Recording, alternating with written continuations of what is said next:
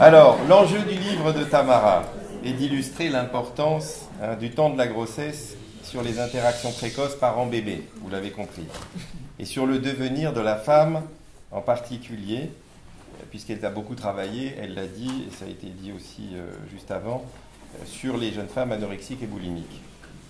Alors, elle nous propose aujourd'hui, pas seulement son livre, même si c'est le cœur de la soirée, mais un dialogue fécond entre clinique, psychanalyse et art.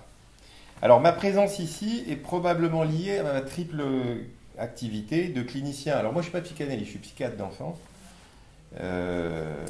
d'artiste, donc, et de chercheur intéressé par ceux qui ne se voient pas immédiatement, on va dire. Et c'est un petit peu à ce propos-là qu'elle m'a demandé d'intervenir, et je vais vous dire ce que en quelques minutes, je vais vous raconter 2-3 expériences qu'on a pu faire dans mon équipe de recherche.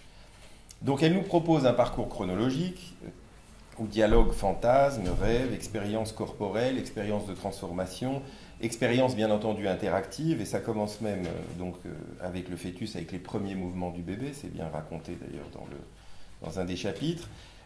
Et tout ça, encore une fois, avec des vignettes de patientes qui ont des troubles des comportements alimentaires. Alors, c'est clair que ici, c'est une assemblée, on va dire, d'amis, de camarades, de relations, de gens conquis.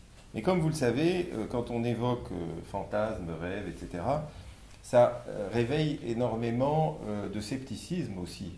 Et aux lecteurs sceptiques, finalement, se poseront au moins 3 questions. Est-ce que les liens interactifs précoces, donc ça c'est la première question, ont-ils tant d'importance? Après tout, ah bah oui, mais... Deuxième question, est-ce que les psychanalystes ont quelque chose à en dire? Et leurs intuitions ont-elles tant d'importance? Parce que c'est quand même un petit cercle d'entre-soi, là. Donc, on est dans la provoque. On dérange ou on dérange pas, hein? Les cartésiens, eux, n'y verront que des spéculations, j'ose pas dire de qui, mais voilà, des spéculations. Allez. Et la troisième question, c'est que si le recueil de ce que disent les futures mères de leur bébé est crédible, parce qu'a priori, c'est des témoignages, des transcriptions de rêves, de discussions, etc. Mais est-ce que cela a une importance au bout du compte, ou plutôt, par rapport à la question de la relation mère-bébé, pour le dire autrement, est-ce qu'il ne s'agit pas finalement d'un phénomène qui est simplement corrélé à la problématique des anorexiques, puisque ce sont des patientes anorexiques boulimiques, même s'il y a quelques femmes, encore une fois, ou futures mères, également qui sont pris en exemple, et du coup, les troubles du comportement alimentaire seraient un facteur confondant. Alors, je vais essayer de vous apporter quelques éléments concernant ces 3 questions très rapidement. Sur le premier point, qui est l'importance des relations mère-bébé. Alors, aujourd'hui, on peut dire que, de manière générale, dans le champ de la science, il n'y a aucun doute sur cette importance. Il y a énormément d'études épidémiologiques qui ont montré que, réellement, tout ce qui se passait au cours du développement précoce était déterminant pour un certain nombre de paramètres de la vie physique, de la vie affective et de la santé mentale. C'est même tellement vrai qu'il y a des programmes de santé publique qu'on appelle la protection maternelle infantile, qui ont centré finalement cette période de la vie et les interactions précoces pour prévenir d'autres maladies. Et il y a même des modèles animaux. Tamara, dans son livre, nous parle des grands-mères et des mères, donc de 2 générations. Mais avec les modèles de souris, on peut aller très rapidement à 7 générations, parce que finalement, la grossesse, c'est 6 semaines. L'âge adulte, c'est 15 jours de vie. Donc, vous voyez, ça va vite. Et il y a des modèles animaux où on sépare les bébés, les femelles précocement, et on regarde l'effet du stress des séparations précoces, et on voit que la manière de materner les enfants va être différente chez les femelles. Je parle des enfants souris et des rats, parce qu'on peut faire ça aussi avec des rats.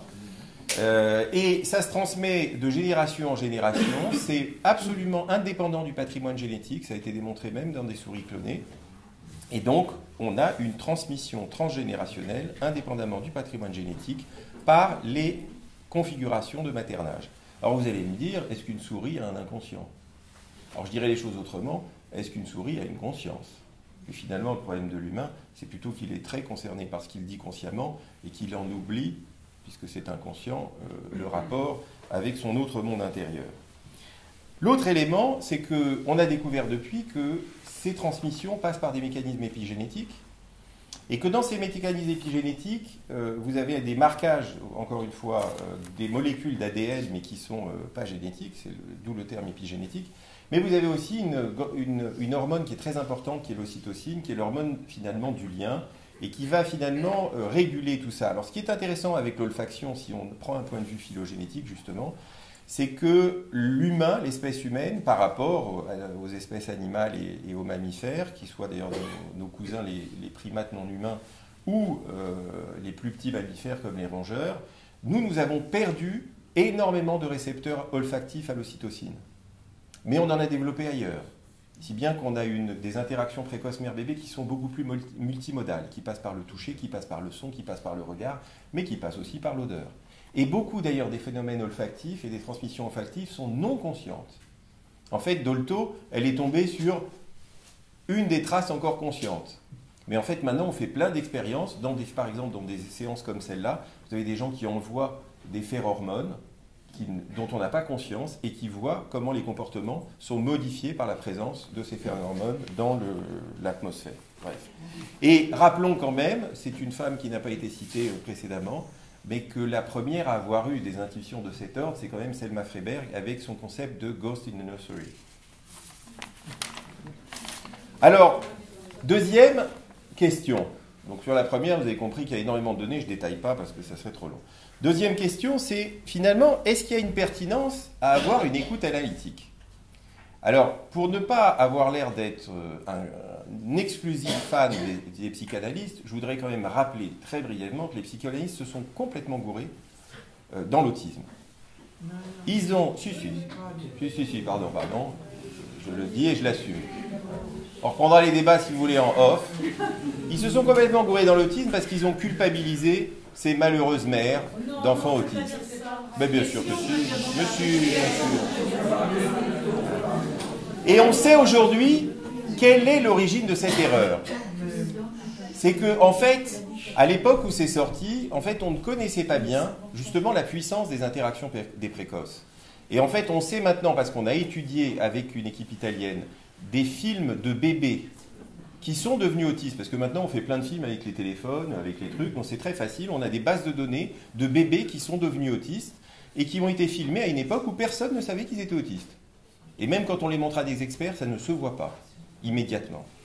Et bien quand on étudie ces films, on se rend compte que c'est la pauvreté interactive du bébé qui va influencer le comportement de la mère sans qu'elle s'en rende compte, et du coup, elle est moins active, elle est moins présente, et c'est ça que les psychanalystes ont pensé être une observation pertinente. Donc ça, c'est ma petite parenthèse, mais par contre, je ne suis pas en train de dire que l'écoute analytique ne peut pas être intéressante, et c'est l'expérience que je vais vous évoquer, l'expérience qu'on a réalisée dans mon service, qui part justement du concept de rivalité oedipienne chez les frères et sœurs, et en particulier, on a travaillé sur ce mode-là en pensant une forme de traumatisme de frères et sœurs qui est le fait d'avoir un frère et sœur atteint de cancer. Parce que dans la rivalité inconsciente, vous avez l'éviction du rival, mais en règle générale, ça ne se produit que rarement. Mais c'est vrai que quand un frère ou sœur atteint de cancer, bah, du coup, la réalité vient rejoindre le fantasme et ça crée toute une confusion intérieure. Donc qu'est-ce qu'on a fait? On a pris des adultes qu'on a recrutés par petites annonces qui avaient eu un frère et sœur atteint de cancer dans l'enfance. La moitié d'ailleurs des frères et sœurs étaient décédés, ce qui correspondait aux statistiques de survie des cancers de l'enfant. Hein, c'est à peu près une survie sur 2 à l'époque. Hein, aujourd'hui, c'est quand même mieux et on s'en réjouit. Et donc, ce qu'on a fait, c'est qu'on leur a demandé à ces personnes de parler 5 minutes dans une vidéo avec une stimulation qui était une stimulation, on va dire, psychanalytique-like. Je m'excuse pour les puristes, hein, parce que c'est de la psychologie expérimentale, mais on leur a demandé de parler en association libre de leurs fantasmes, de leurs rêves, de leur rapport à l'art. Vous voyez, quelque chose d'assez, on va dire, stimulant le préconscient, pour faire simple. Et puis on a pris, et on leur a demandé à ceux qui avaient un antécédent de traumatique de frères et sœurs atteints de cancer de ne pas parler de cet événement dans la vidéo. Et puis on a pris des contrôles appareillés pour l'âge et le sexe, à qui on a demandé exactement la même expérience. On a vérifié qu'ils n'avaient pas eu de trauma, ces personnes-là qui étaient contrôles. Et après, on a montré la vidéo à des cotateurs extérieurs à qui on a demandé, devinez, qui a eu un antécédent de frères et sœurs atteints de cancer. Et le résultat a été assez spectaculaire, et là pour le coup très probant vis-à-vis de l'écoute analytique, merci, puisque les seuls qui ont deviné au-dessus du hasard la répartition des groupes, c'était les psychanalystes. Alors on avait choisi des psychanalystes qui avaient eu l'habitude de travailler dans des services somatiques, donc qui étaient habitués finalement à entendre les questions autour de maladies organiques. Alors on avait pris aussi comme autres cotateurs des cancérologues, on avait pris des comportementalistes, on avait pris des étudiants. Alors on avait pris 2 groupes d'étudiants pour faire un contrôle dans l'expérience dont je ne vais pas discuter. Et on avait pris un dernier groupe qui était d'autres personnes qui avaient eux-mêmes eu une expérience de frères et sœurs atteints de cancer, mais qui n'avaient pas participé aux vidéos, parce que je voulais voir il pouvait y avoir un écho interne de l'expérience vécue. Et alors ceux-là, ils sont à la limite de la significativité. Mais on n'avait pas de grands effectifs. Alors, pour la dernière, et j'en ai bientôt fini, pour la dernière question, qui est de savoir, est-ce que les interactions précoces, ou plutôt, est-ce que l'expérience traumatique pendant la grossesse va influencer la nature des interactions précoces telles qu'on peut le voir en psychologie expérimentale? Eh bien, là aussi, on a fait une autre expérience, donc avec Marc Demer, qui est la maternité de la Salpêtrière, où finalement on s'est intéressé à une sorte de, je vais dire, micro-trauma. D'ailleurs, les échographistes appellent ça des soft markers. En anglais, c'est les marqueurs doux. Alors, toutes les femmes qui ont été enceintes savent à quel point cette notion de marqueur doux n'est doux que pour l'échographiste qui fait l'examen. Parce qu'en fait, c'est à l'écho du 2e trimestre, vous savez, où on recherche les malformations, c'est quand l'échographiste voit un truc et dit bon, c'est pas grand-chose, mais quand même, on va refaire l'examen dans un mois. Bon, donc pour lui, c'est pas grand-chose, mais pour la maman à qui on dit tiens, il y a peut-être un truc, en général, c'est un grand. Donc, ce qu'on a fait, c'est qu'on a pris donc des mamans qui avaient eu cette expérience de soft marker, et surtout, on a vérifié que ça n'était qu'un soft marker, c'est-à-dire que la 2e échographie n'a pas trouvé une malformation dramatique. On s'est assuré que l'accouchement s'était bien passé, que c'était des couples stables, qu'ils étaient de bon niveau socio-économique. Bref, pour faire 2 groupes de 20 à peu près équivalents, on avait dû screener 250 grossesses. C'est pour vous dire à quel point, pendant les grossesses, il y a des événements, et tu le racontes très bien dans ton livre, qui sont vraiment tous azimuts. Et à partir de là, on a regardé finalement l'anxiété, la dépressivité ou la dépression de la maman, et surtout, on a filmé les interactions précoces mère-bébé pendant une tétée ou un biberon à la naissance et à 2 mois à la maison. Et ensuite, on a montré en aveugle les vidéos de toutes ces interactions précoces à des cotateurs qui étaient habitués à savoir coter ces vidéos. Et finalement, quel est le résultat de tout ça? Et puis, on avait un autre questionnaire, qui était un questionnaire d'un psychanalyste italien qui s'appelle Massimo Amaniti, peut-être que tu le connais, qui est spécialisé d'ailleurs dans les représentations maternelle du fœtus pendant la grossesse. Il y a un instrument qu'il a développé pour ça. Et finalement, ce qu'on a montré, c'est qu'effectivement, les mamans qui avaient eu ce soft stress, comme disent les échographistes, étaient effectivement angoissées, déprimées, avec une amélioration au moment de l'accouchement, c'est la jubilation dont parle Tamara, mais à 2 mois, rebondit l'anxiété et la dépression beaucoup plus fréquemment que dans le groupe contrôle. Et surtout, ça a un impact sur les interactions précoces qui était tout à fait visible et significative quand ça a été coté, encore une fois, par des gens qui ne savaient pas quelle était l'appartenance au groupe. Donc c'est vraiment expérimentalement assez solide. Et puis surtout, quand on a fait des modèles statistiques pour savoir quelles étaient les variables qui prédisaient les difficultés d'interaction précoce, eh bien c'est justement essentiel. L'anxiété ne prédisait rien, c'était la dépression, la dépressivité qui prédisait, et les modifications des représentations du fœtus pendant la grossesse, telles que la maman pouvait les décrire au moment de l'expérience qui a été faite de manière longitudinale. Donc voilà les 2 expériences que je voulais raconter. Et pour finir, parce que quand même, on va finir pas trop de manière technique, un mot sur la proposition artistique que j'ai faite et que Tamara a proposé de renommer Premier visage. Alors j'aime bien, parce qu'elle est beaucoup plus poète que moi, le terme premier visage, et puis elle a ce côté, ça s'entend dans sa voix, extrêmement tendre, dans la manière de nous accueillir et de nous faire finalement partager cette expérience avec elle. Alors, moi, j'ai essayé de combiner une forme graphique assez archaïque de têtes. Alors, moi, je les appelle des têtes. Oui, c'est moins poétique que le premier visage.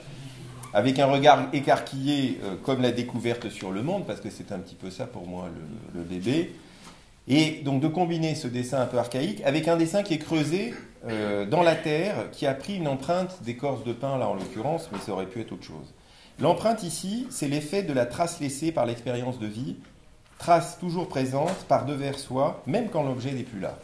Et c'est ça, d'ailleurs, je crois, l'enjeu de ce que tu racontes dans la transmission transgénérationnelle.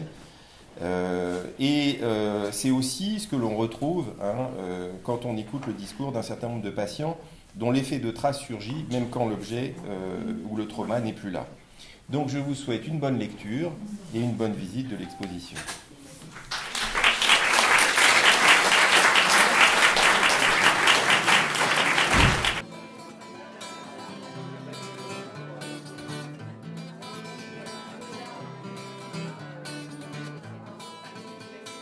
Venimbe, venimbe, yakama, saramala,